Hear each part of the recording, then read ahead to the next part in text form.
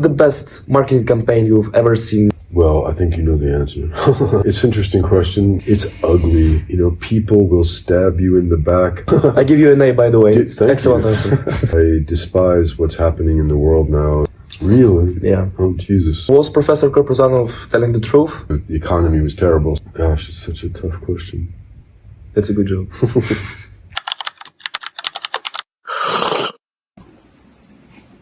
Go Coffee.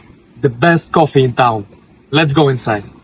Thank you for coming, Professor Thank you Mandrik. for having me. Thank you very much. So, Professor Mandrik, I firstly want to talk about you, as personal as you would like How to about we get. introduce each other first, because, Yes, that sounds fair. I'm Saveli Timokhov. I'm a freshman here. Most probably I'll be studying business and journalism. Great. What we will see. Where are you from? I'm from Russia. I'm from Far East, Vladivostok. Nice. Yes. Nice. What about you? I have a friend who visited there about a year ago. Really? Yeah. I'm American. My name is Carter Mandrik. I teach in the business department. I teach marketing classes, so marketing and marketing research. I'm American, but I've been living outside of America for about 25 years now. What you have been doing before coming to AUBG? Before AUBG, do you want it in reverse chronological order or? No, it's in normal chronological order. So you graduated in the States? Yeah. In which state, by the way? Well, my undergraduate was in New York, upstate New York at Rensselaer Polytechnic Institute. I was a biology undergraduate. Then I stayed on and got my MBA and concentrated in marketing. And then after about, 2 years, I went back and got my PhD at Virginia Tech in marketing, but with a focus on consumer research, consumer behavior, that kind of stuff. My first job was in Istanbul, Turkey at Koç University. I don't know if you know, it's a very good school, very high reputation private school. I was there for 6 years, and then I got a job at a dairy company named Sutash, and my students will know if they take my classes, I talk about it.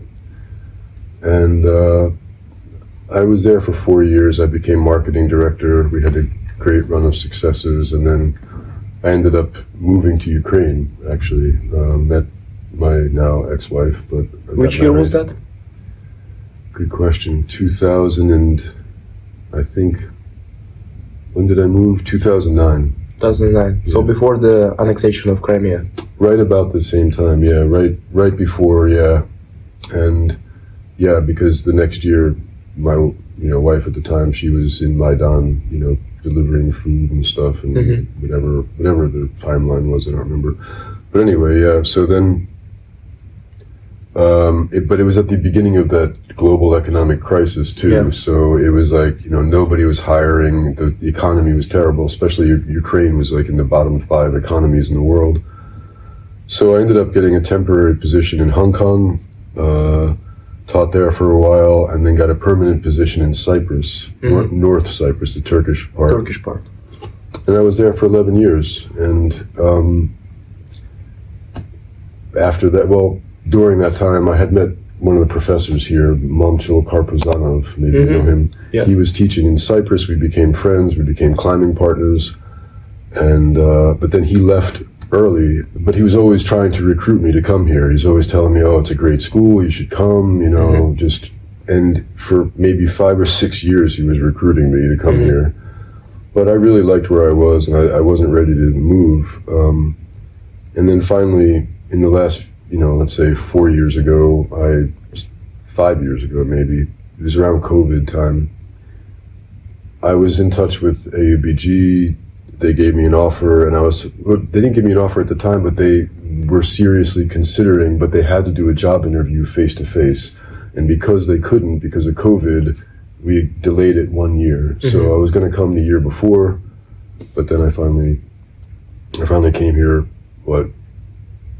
2021, I guess? Yes, I think so. So was Professor Korpuzanov telling the truth about that this university is great? Honestly, No, I'm kidding.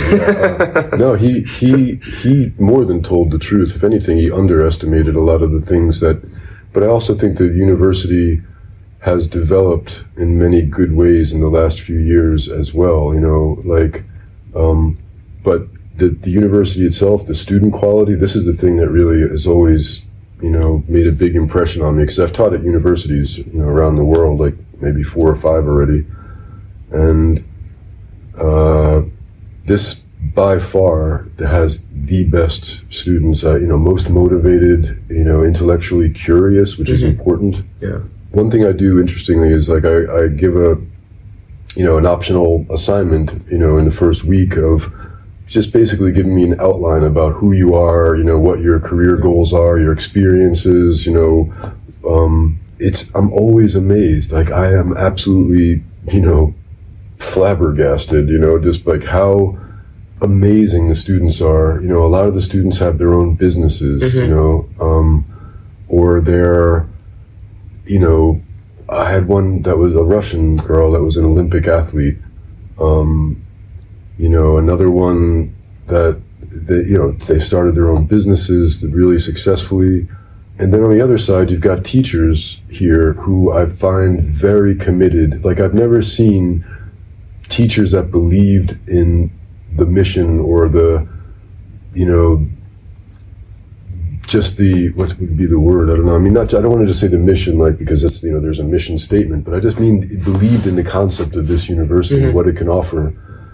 Can you say some names for the professors that amazed you the most from their compassion? Yeah, I can tell you. I mean, I don't want to be misperceived though by naming some and calling attention to them. But of course, the names are going to be familiar to you.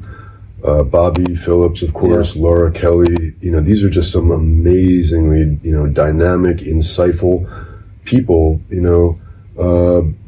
Faculty members. But I think all of them are great, but I mean, just the ones that stand out in that regard, and I'm missing some, I'm embarrassed, off the top of my head, the name. But, for example, even our department head, Marion Glenn Berisha, I mean, the guy is just amazing at what he does, he's run the department really well, flawlessly, always concerned, taking care of the faculty or the student concerns.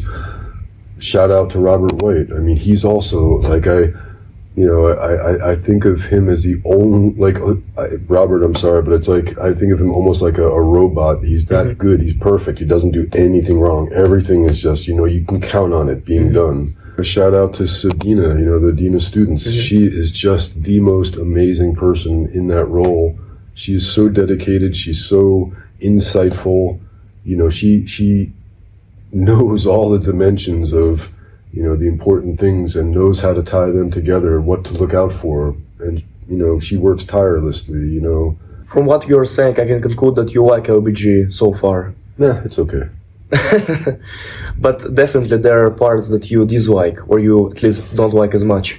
Well, of course. I mean, there's things, but for me, it's not so much about the school as about the location. Like, for example, I was living in Cyprus for 11 years, and it was a paradise, an island paradise in the Mediterranean. People spend lots of money to fly there on vacation. I was living there, and I knew that place, like the back of my hand, like the smallest things, no one would ever know unless you live there and experience it. So I miss that. I miss being able to climb anytime I wanted, or dive, go spearfishing anytime I wanted, basically.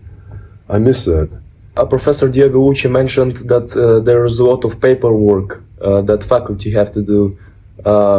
What would you point out as one thing that you would change if you were a president, let's say? If you would change in general? I would definitely give the entire marketing faculty double of their salary. That's the first thing I would do.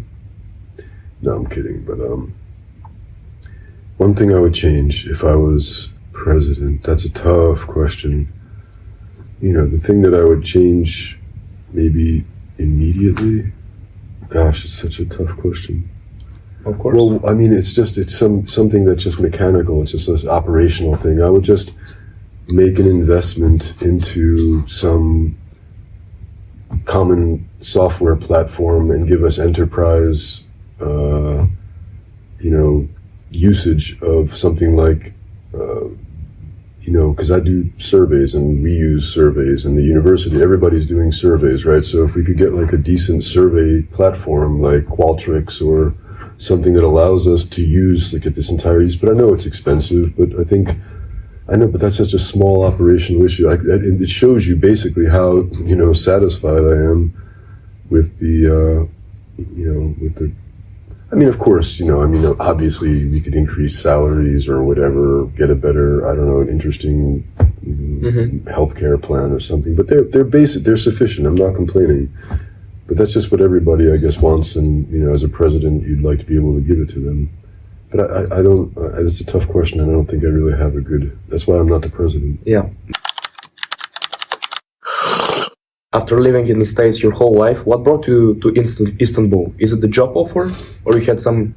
It's an interesting question. Well, I was basically, I was born in New York City, so I'm like a city, that's where I come from, my whole family. But we moved to New Jersey when I was 4. I was the youngest of like 8 kids, let's say. So I grew up on a farm, small town, never thought that I would, travel around the world much. Americans, how they're kind of isolated. But when I was getting my PhD, I just sort of had this feeling of I wanted to have more adventure.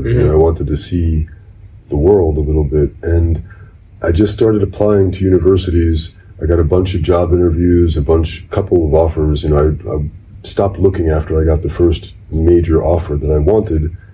But, I was getting multiple offers from different schools in the US, in Australia, because I also flew to Australia for an interview, New Zealand.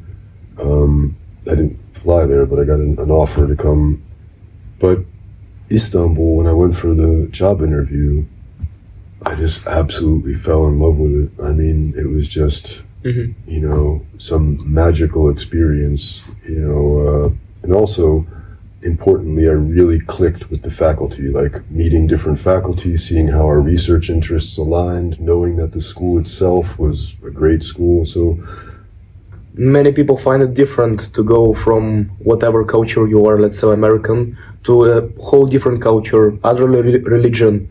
Then you move to a Turkish part of Cyprus, and then you move to Bulgaria. Have you noticed many differences between all the states you've been? Yeah, it's interesting. I mean, obviously, Muslim society has cultural features that are quite different from Christian societies, but of course also Turkey was a large influence on Bulgaria for centuries. So there's very much in common, in the Balkan region, Turkey, and also northern Cyprus, there's a lot of commonalities. But, also living in Hong Kong, living in Ukraine, there's huge differences, right? But to me, people are people, generally speaking, and, I find, much more obviously the conflicts are between governments and decision makers, not the actual people themselves, which if you put them together, of course, people would just get along. But, for example, I became Muslim when I was in Istanbul.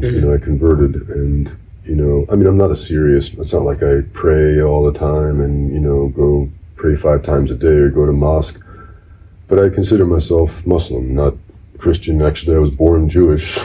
Really? Yeah, born a Jew, raised Christian, and now converted to Islam. So I got all 3 religions covered just in case when I die, I'm sure I'm going to go somewhere. That's a good job. So would you say you like Bulgaria so far? No, I would say I love Bulgaria so far. I mean, I love... What you like the most and what you dislike? What would you say? Well, that's a really good question. See, I can't almost disentangle my life in Bulgaria from my personal surroundings, my friends, the colleagues, the, work that I'm doing. So... if I separate all of that, just try to just say what's Bulgaria, or is it, the quality of life in Bulgaria? things I can appreciate about Bulgaria, obviously the nature, the mountains. I love mountains and views of mountains and snow. And unfortunately, I hurt my shoulder pretty bad, and I couldn't go snowboarding. I started snowboarding, I don't know, 20 years ago. But, you know, knowing that these opportunities are so close, like ski resorts, you know, climbing is relatively close. I don't have a car. It's the first time in my life I don't have a car. I haven't bought a car in the last few years. I thought I would, but then again, I hurt my shoulder, and I was like, you know, there's no reason to have a car. I'm not going to go climbing. I'm not going to, you know, do anything. So that's limited my mobility, but I have gone climbing here. So like, I know that there's good climbing. So things I like about Bulgaria, mostly about nature. Things I dislike, you know, sometimes the people tend to have this, you know, older people tend to have sort of a post-Soviet mentality which I found in Ukraine as well when I was living there, that you're, you know, especially like in customer service settings, there's almost no customer service. You know, you feel like almost like I remember going to a small, you know, corner shop to get something, and it felt like I was intruding and like I wasn't appreciated, you know. That happened in Kiev. It was but this similar kind of thing. It's almost like, oh, I'm sorry for bothering you. Can I get this? You know. Whereas in more Western advanced countries, there's more of a customer service, not white collar, but you know, it had nothing to do with white collar. But I meant more like. More friendly. Yeah, like there's the importance of the service sector. Let's say that's what I'm looking for. Like in the economy, services are really important, and service is important. So you see that. In Bulgaria, it's a bit less, much less. And also, especially this is true in restaurants. Like one thing I hate, and I'm sure every person that's come here from a, you know, more, I don't know, Western culture, they're used to, for example, in a restaurant, you know, all the dinners come out at once. If you're there with 4 people, you know, the appetizers come out, then everybody's dinner comes out at the same time. Yeah. But here in Bulgaria, I don't even know why. It's just every time one person's meal comes out first, another person, then someone's appetizer comes out after. Maybe the person even gets dessert before someone else is eating their dinner. It's just crazy to me. It's just absolutely crazy. That's an interesting observation. I've never noticed that, but I think you're true. You're right.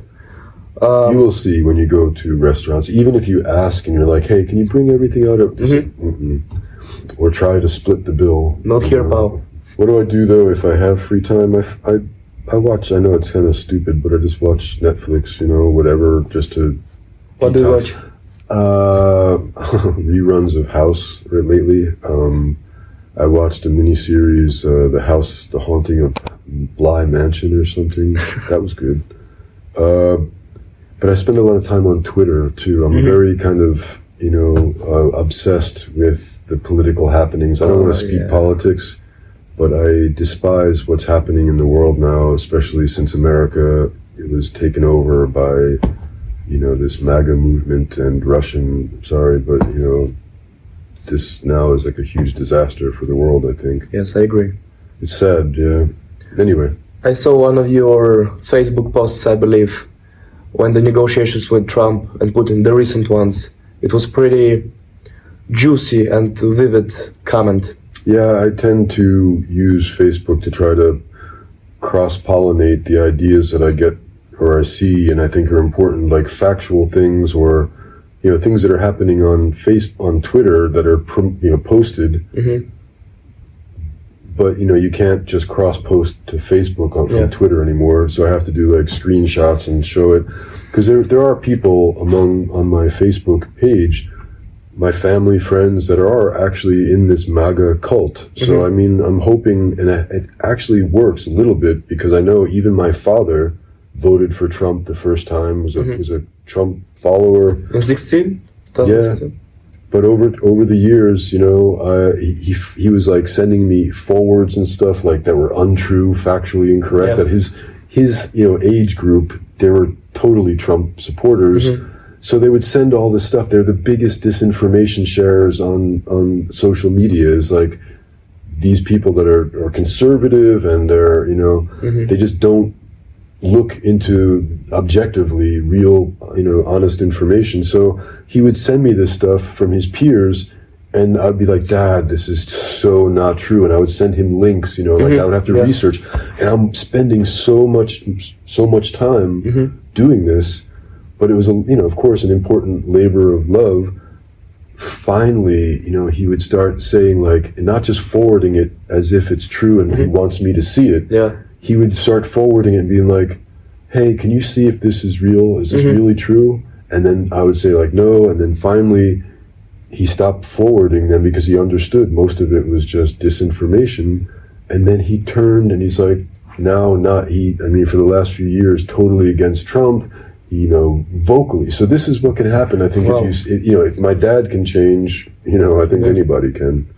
So I'm hoping that the people that are on my Facebook, I know it's such a minor thing. It's not like I'm going out protesting or, in the streets, but at least if I can give a little bit of voice, maybe somebody will understand that these people that were previously posting hardcore Trump support, maybe they'll finally understand, like, hey,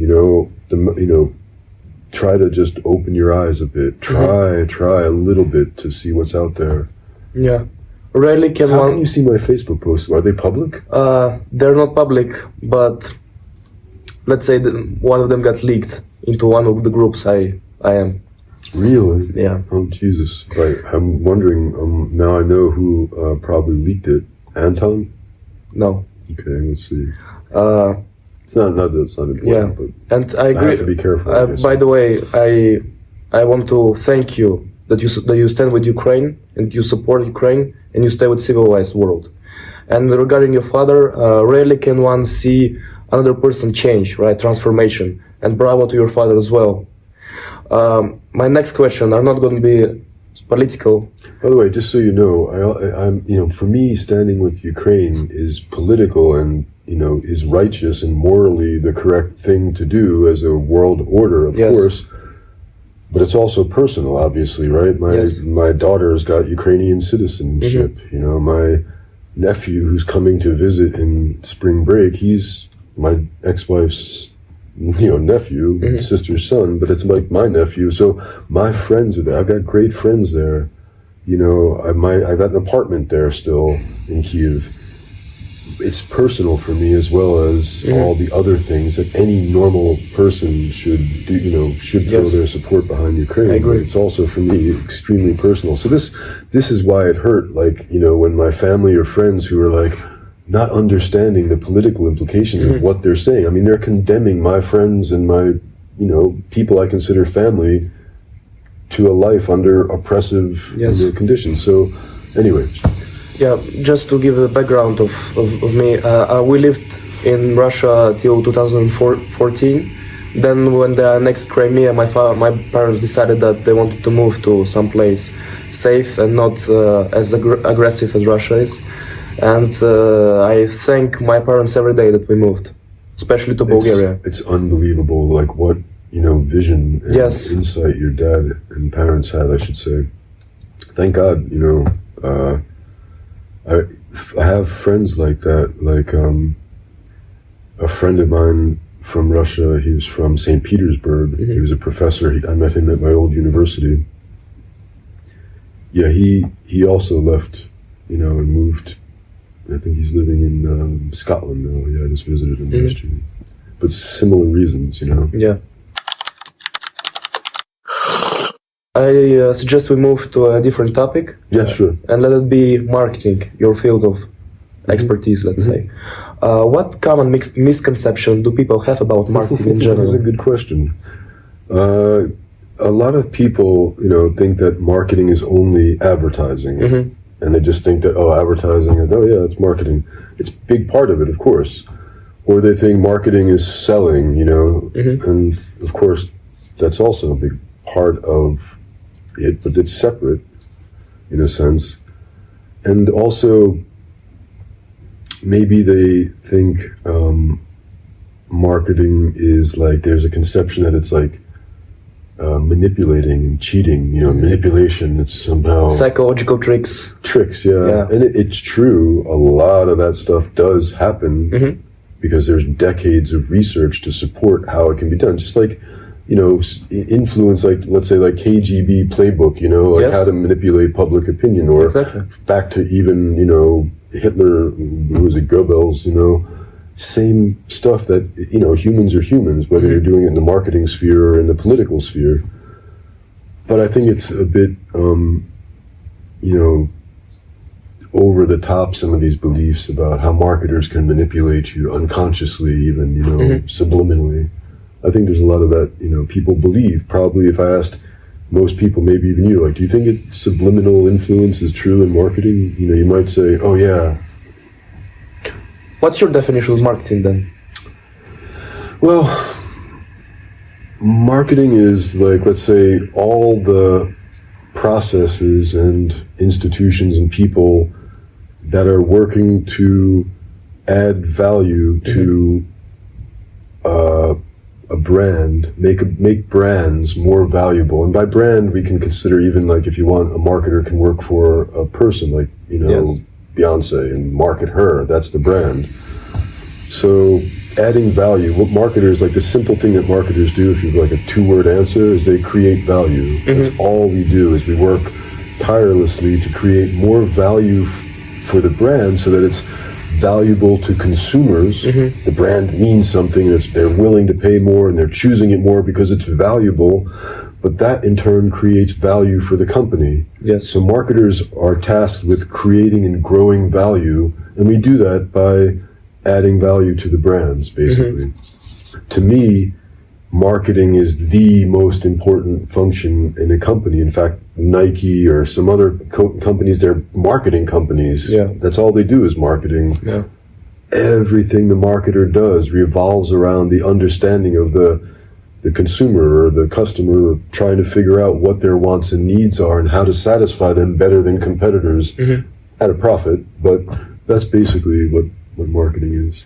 By the way, I just realized I asked the marketing professor what marketing is, as if we're an exam.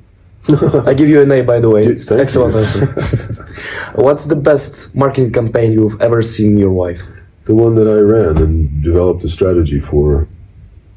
Again, solid answer. No, seriously. When we were at this dairy company, I had an amazing product category. I was put in temporary responsibility as soon as I came in, although I came in as a consultant. They wanted to just kind of test the waters, But I did the branding and marketing of every brand, every product, including the corporate level decisions, creating the mission statement, things like that. But for one category, you know what ayran is? Like the drink ayran. It's like a yes, I know, yeah. So we were already the leader in ayran, but research showed that, the ayran generally, that drink category, was a bit boring compared to like Coke and Pepsi and, things like that. So we developed a strategy and created a campaign and, total integrated campaign, not just an advertisement, but, and it was brilliant. We ran this thing brilliantly, and we actually won awards for the campaign, and the success that we achieved was just something literally out of like a storybook. It was that amazing. There's an award. It's a global award. It's actually, I think, started in America. It's called the Effie. Most marketing awards are based like on advertising, the advertising agency does this great ad and they win an award. But the Effie award is about effectiveness and efficiency. That's why it's the Effie. And it's given to the marketing team as well as the advertising or creative agency because it's based on the effect in the market and how well run the campaign is. So the year that we got second place, we got a silver. But we beat Coke, we beat Pepsi, we beat Lipton, and I really believe we should have got the gold, but it was against this company. The company that got gold was Turkey's largest company, Ülker. They did okay, but I think we did better. We got robbed. But that was really literally the best campaign I've ever seen, and it wasn't just because of my influence. It was the team that we had, the creativity, just the understanding of the consumers and really like knowing. And it was also a matter of luck. There's always a element of luck, and it just all, it was like the perfect storm. Aligned. Yeah. Everything, the stars aligned for that particular moment and shone down on that, that time. In 2 or 3 sentences, what is the most important lesson you've learned in your marketing or business experience so far? Jesus, you ask tough questions. 2 or 3 sentences, the most important. Well, I mean, I can separate, a few sort of, there's like an academic perspective answer and there's sort of like a real life answer. I'm more interested in real life. The real life answer, I hate to say it, it goes beyond marketing. Do you want like the marketing answer or just like the business life answer? Business life in general. This is something I learned the hard way because most of my life has been spent in academic, upbringing, environment. But I've worked since I was, 13, I've always had jobs, but not in terms of like white collar, professional, executive level, or even corporate experience. I really lacked that, right? So I was like basically born and raised into a marketing environment. My mom was a marketer. The US is like the mecca of marketing. But I'd never really, been in a corporate decision making. So I didn't really know. I was a bit naive, and I just literally was plucked from academia and put into this, I was the only non-Turk in 3,000 employee company. It was a huge company. All the reports were in Turkish, and I'm, just an American trying to swim to survive, keep my head above water. But the real challenge was simply navigating the political space as a novice without any, because I didn't, most people that are in corporate life, they've come up through the ranks and they learn and navigate. And I just was dealing with, and I'd heard stories, but the firsthand experience of dealing with people that are really not your friends, although they smile and they act friendly. And I'm talking not just people that my level or above me, but I'm talking about the people that were reporting to me.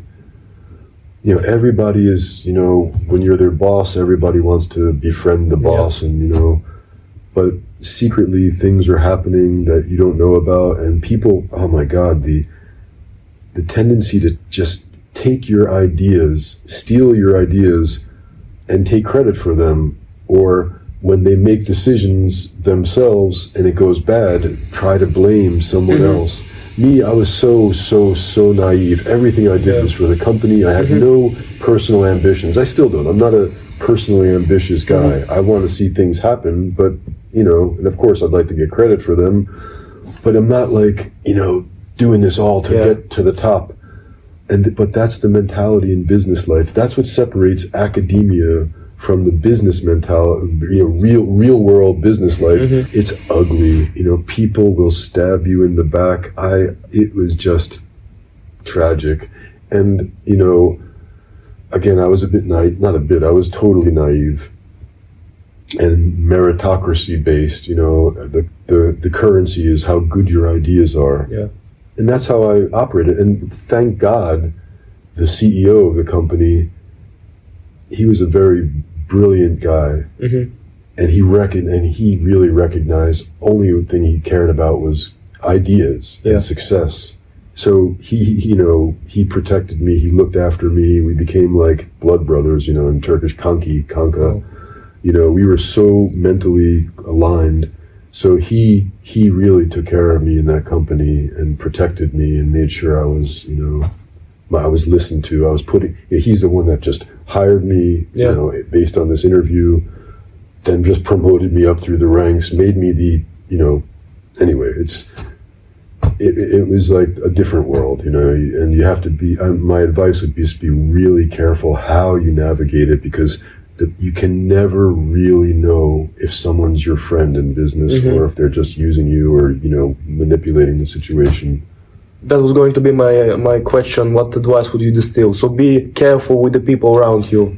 Yeah, I'm not saying don't be warm and friendly and kind and hope and maybe make friends, but just that when people's rewards and like their jobs are on the line, there's a lot of jealousy, a lot of malfeasance, or how do you say that? Like bad actions, bad actors that will hide their true intentions, and you just remember. And I would say the best advice is even just keep your mouth shut and do the best job you can. Don't talk behind people's backs. Don't trust people not to have their own interests ahead of yours. No one's gonna help you. Yeah. So yeah, I would say it's a different world, and people have to be careful. It's beautiful advice. What happens a lot of times in real like corporate decision making is that people that they hire sometimes, they don't want those people to be stars because they don't want to get jumped, and so they purposely look for people that they can control, extract their ideas, do whatever, but just don't get threatened by, and that's wrong. Outshine the master. Yeah, you always want to find people that are even better than you, Yeah. You have to put your ego away. Exactly. It aligns with one of the best pieces of advice I've ever received about entrepreneurship in general. In order to be a good leader, a good manager, you have to find and surround yourself with people who are much better than you. If you're the best person in the room, you're in the wrong room. That's the similar thing that I was trying to say. Exactly. You mentioned that your partner was ethical, etc. What do you think? Seriously, what do you think is more important in marketing, being ethical or being effective? If you cannot combine both. Well, I think you know the answer. I mean, because look, you have to remember, marketing is a business function, and it's for a business. So if we're not in a non-profit, if we're working in a profit-oriented business, ethics are super important. But if you're going to say you have to choose between effectiveness and ethics driving your main, unfortunately, in a profit-oriented world, effectiveness is going to keep the business alive. Results. Right. So I'm just saying, if you have to choose, right? I mean, it's a bad choice to make. Yeah. But, for example, you can say, well, theft is wrong, being a criminal is wrong, but there's always that case where someone's stealing money to pay for medicine to save their child. Can you really fault them from an ethics perspective? Well, no. Professor, one of my last questions to you would be not a question, but rather a proposal. Would you give a piece of advice to the young people in general and to our students, AUBG students? Piece of advice? Yes. In life, not necessarily restricted to business. Yeah.